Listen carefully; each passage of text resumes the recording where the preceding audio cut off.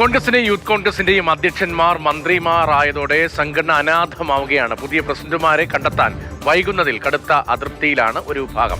UDF യോഗം എന്ന് ചേരുമെന്നോ board corporation നിയമനങ്ങൾ എപ്പോൾ നടക്കുമെന്നോ ആർക്കും ഒരു പിടിയുമില്ല. അമൽ തേനമ്പ്രമ്പിൽ വിവരങ്ങളുമായി ചേരുന്നുണ്ട്.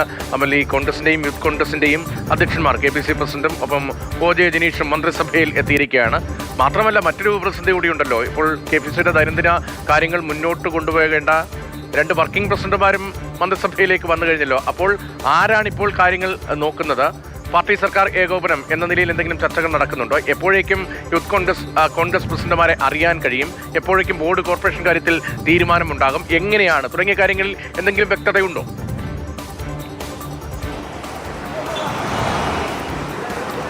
രതീഷ, കോൺഗ്രസിൻ്റെ സംസ്ഥാന അധ്യക്ഷൻ വൈദ്യുതി മന്ത്രിയായി ഒരുപാട് പ്രശ്നങ്ങൾ പരിഹരിക്കേണ്ടതുണ്ട്. വൈദ്യുതി പ്രതിസന്ധി അടക്കം സംസ്ഥാനത്ത് ഇങ്ങനെ നിൽക്കുന്നു.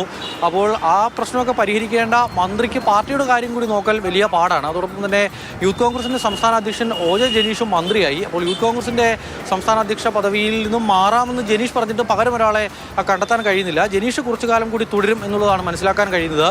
KSUവിലാണ് എങ്കിൽ പുനഃസംഘടന നടന്നിട്ട് ഒരുപാട് നാളുകളായി. ഇപ്പോൾ ദേശീയ നേതൃത്വത്തിൽ ഒരു ഇടപെടൽ കഴിഞ്ഞ ദിവസം ഉണ്ടായിട്ടുണ്ട്. അങ്ങനെ KSUവിൽ ഒരു സംഘടനാ തെരഞ്ഞെടുപ്പ് നടക്കാൻ പോകുന്നു എന്നുള്ളതാണ് ഇപ്പോൾ നമുക്ക് വ്യക്തമാകുന്നത്. പക്ഷേ മറ്റ് കാര്യങ്ങൾ യൂത്ത് കോൺഗ്രസിൻ്റെയും KPCCയുടെയും കാര്യത്തിൽ അങ്ങനെ തീരുമാനങ്ങളൊന്നുമില്ല. ബെന്നി ബെഹനാൻ, ആന്റോ ആന്റണി, കൊടിക്കുന്നിൽ സുരേഷ്, അതോടൊപ്പം തന്നെ ജോസഫ് വാഴക്കൻ, മാത്യു കുഴൽനാടൻ, VS ശിവകുമാർ തുടങ്ങിയ പേരുകളൊക്കെ ഇങ്ങനെ ചർച്ചയിലേക്ക്, പാർട്ടിയുടെ അധ്യക്ഷ സ്ഥാനത്തേക്കുള്ള ചർച്ചയിൽ മുൻപന്തിയിലുണ്ട്.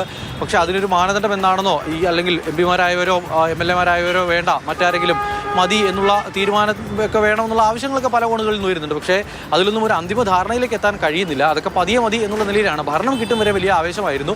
പക്ഷേ അതിനുശേഷം ഇതെല്ലാം മെല്ലെ എന്നുള്ളതാണ്. അതോടൊപ്പം തന്നെ ഈ ബോർഡ് കോർപ്പറേഷൻ വിഭജനങ്ങളൊന്നും പൂർത്തിയാകാത്തതിൽ പാർട്ടിയുടെ നേതാക്കൾക്ക് വലിയ അതൃപ്തിയുണ്ട്. പ്രത്യേകിച്ചും 10 വർഷം പ്രതിപക്ഷത്തിരുന്നതാണ്. അതിനുശേഷം ഒന്ന് അധികാരത്തിലേക്ക് വന്നതാണ്. അപ്പോൾ ചില ആളുകൾ MLA മാരായി, ചില ആളുകൾ മന്ത്രിമാരായി. പക്ഷേ അതിനും അപ്പുറത്തേക്ക് പാർട്ടിക്ക് പുറത്തു നിൽക്കുന്ന ആളുകളുണ്ട്. അവരെയൊക്കെ അക്കോമഡേറ്റ് ചെയ്യേണ്ടതുണ്ട്. അപ്പോൾ അതിനെ ഈ ബോർഡ് കോർപ്പറേഷൻ വിഭജനമൊക്കെ പൂർത്തിയാക്കണം. അതിൽ ലീഗിന് എത്ര, കേരള കോൺഗ്രസിന് എത്ര, RSPക്ക് എത്ര, ഇതൊക്കെ തീരുമാനിക്കേണ്ടതുണ്ട്. അതിനായി ഒരു മുന്നണി യോഗം ആദ്യം ചേരണം. അത് ഇതുവരെയും ഉണ്ടായിട്ടില്ല ഭരണം കിട്ടിയ ശേഷം എന്നുള്ളതാണ് പ്രധാനപ്പെട്ട കാര്യം. അതോടൊപ്പം തന്നെ KPCCയുടെ പ്രധാനപ്പെട്ട യോഗങ്ങളൊന്നും നടക്കുന്നില്ല എന്നുള്ള വിമർശനം ഇങ്ങനെ ഉയർന്നു നിൽക്കുകയാണ്. അപ്പോൾ ഇതൊക്കെ ഇനിയിപ്പോൾ എന്നുണ്ടാകുമെന്നുള്ള ചോദ്യം നേതാക്കൾ തന്നെ ചോദിക്കുന്നുണ്ട്. ഇപ്പോൾ ഞാനുള്ളത് KPCC ആസ്ഥാനത്താണ്. സണ്ണി ജോസഫ് CV പത്മരാജൻ അനുസ്മരണത്തിനായി ഇവിടേക്ക് എത്തിയിട്ടുണ്ട്. ഇവിടെ വന്ന ശേഷവും അദ്ദേഹം നടത്തിയ പ്രതികരണം പാർട്ടിയിലെ പുനഃസംഘടനയെ പറ്റിയുള്ള വിഷയങ്ങളിലേക്കൊന്നും കടക്കാൻ പോലും, അത്തരം ചർച്ചകളിലേക്ക് കടക്കാൻ കഴിയുന്നില്ല.